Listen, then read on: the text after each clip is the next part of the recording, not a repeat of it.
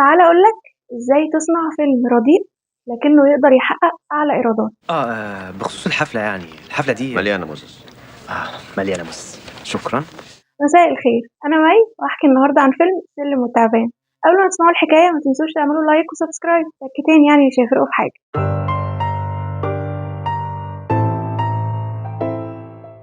خلال الأيام اللي فاتت السوشيال ميديا كانت مقلوبة على فيلم السلم والتعبان لعبة عيال، وده بعد نزوله على منصة يانجو بلاي بعد العرض السينمائي. طيب يا ترى إيه سبب الضجة دي كلها؟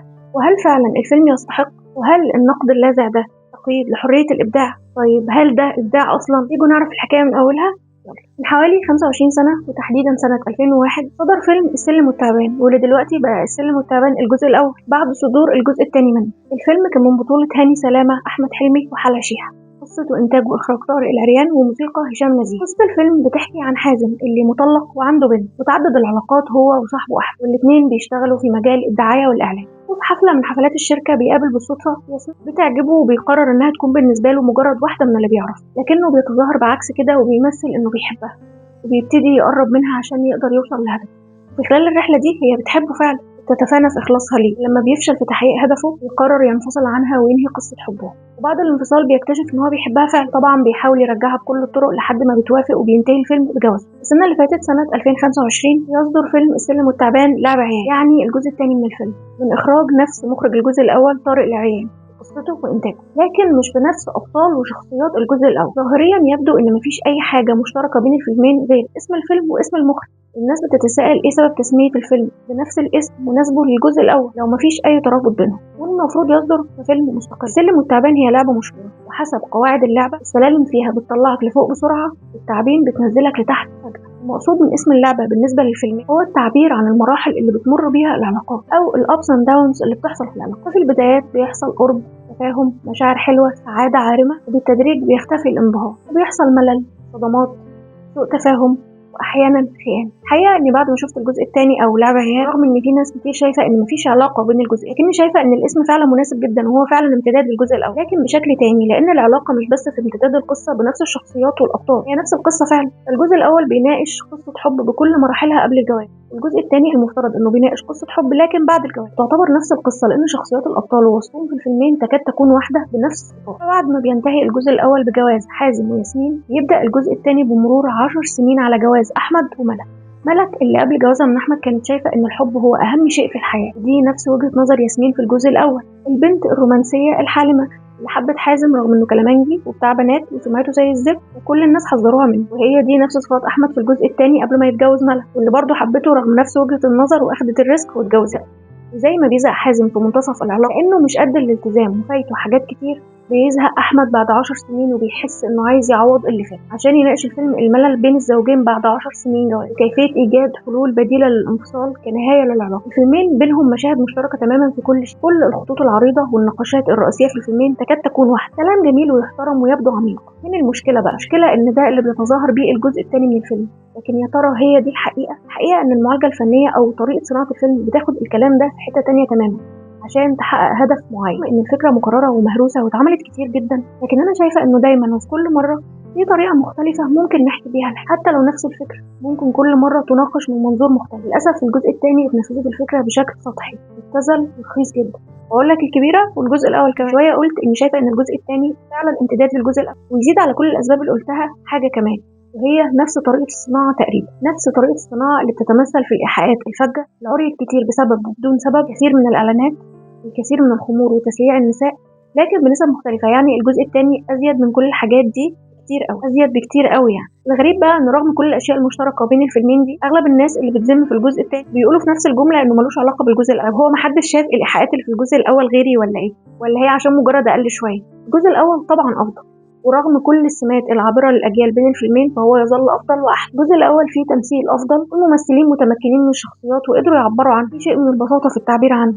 ملامح هادية وطبيعية، أزياء وملابس مناسبة. موسيقى الفيلم والأغاني كانت جميلة جدا وتعتبر من الكلاسيكيات النهاردة، لكن من غير منصف تماما إنه رغم كل ده إننا ننفي عن الجزء الأول صفة الجرأة ونحمل الجزء الثاني لوحده المهمة، لأن الفيلمين صنعوا من نفس الزاوية بنفس وجهة نظر المخرج. الجزء الثاني بنلاقي الإيحاءات الرخيصة مقسمة بالتساوي بين جميع أبطال الفيلم عشان الجميع يتسم بالجرأة ومحدش يزعل، بينما في الجزء الأول أحمد حلمي لوحده كان شايل هم الإيحاءات كلها على كتافه ومحدش بيساعد. مشاهد الخمر والنساء مشتركة بين الفيلم لكن بنسبة أكبر في الجزء الثاني. في الجزء الثاني بنشوف حياة الترف والسهر تتمثل فيه ملاهي ليلية، شروبات كحولية، قرى سياحية، فنادق خزعبلية، بحر، يخت، مايوهات، الكثير من المايوهات. حاجة يعني آخر إيه ده المجتمع ده. الإعلانات الكتير المشهور بها طارق العريان في صناعة أفلامه مالية الفيلم. الجزء الأول هتلاقيها معمولة بحرفية شوية ومش هتحس بيه، لكن في الجزء الثاني هتبقى قاعد منغمس في أحاديث فجة في قعدة صحاب، تلاقي إعلان غريب الأطوار داخل يقولك العميلة اللي أخدت أوردر ب 600,000 ما كانش معاها يكفي، لكن الحمد لله دفعت بفاليو وهنقدر نكمل فيلمنا وقضيتنا. على الحقيقة الفيلم الثاني بيتفوق على الجزء الأول في نقطة تحسب له، وهي إنه أدخل السينما سمة جديدة تستحق الإشادة،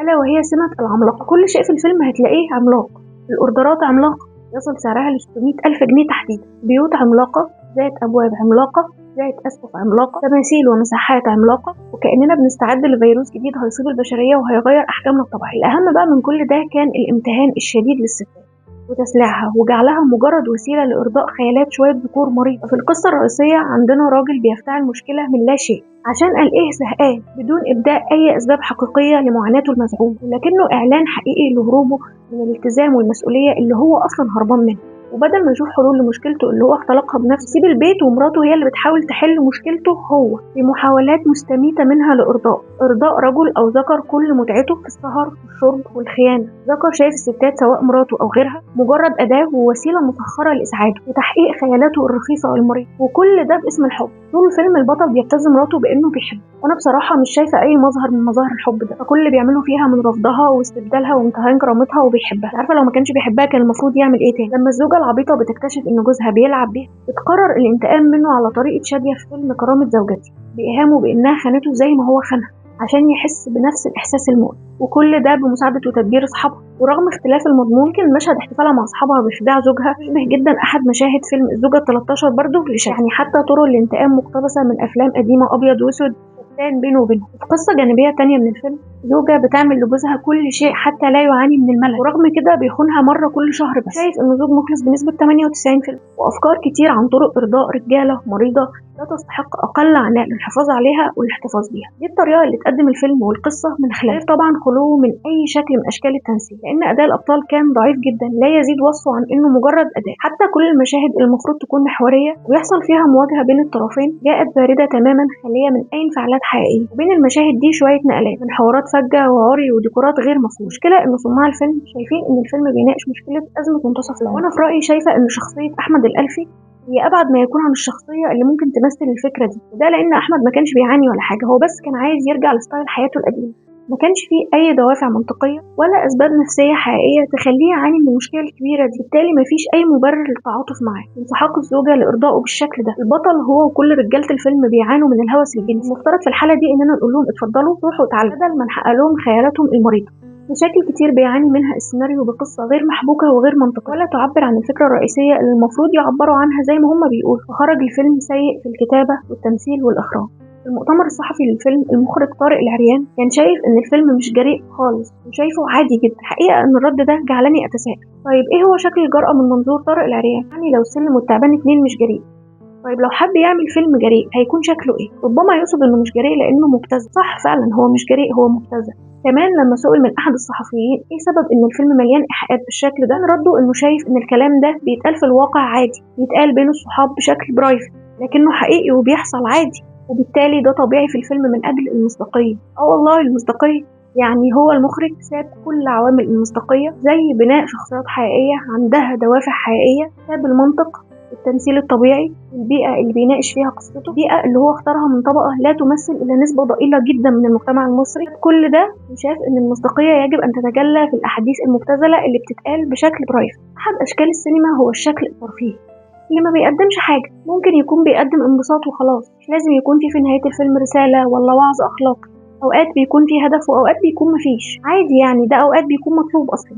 فقول لي إن هو فيلم فور فن وخلاص، لكن مش تعمل فيلم ساذج ضعيف فنيا وتقول أنا بناقش قضية وعايز تصدره على إنه فن وإبداع، ده كده اسمه ادعاء عمق، لأن المشاكل الحقيقية عمرها ما بتتناقش من الباب ده ولا من الحتة دي. والاعتقاد بأن الجرأة هي مجرد الحوارات الفجة بدون داعي، مشاهد العري اللي بسبب وبدون سبب، يدل على فكر في غاية السطحية، والسطحية دي عمرها ما تطلع فيلم عميق ولا سينما حقيقية أبدا. في النهاية الصناع أحرار فيما يعتقدون بنفس قدر حريتنا في إبداء رأينا عن الفيلم وتصنيفه.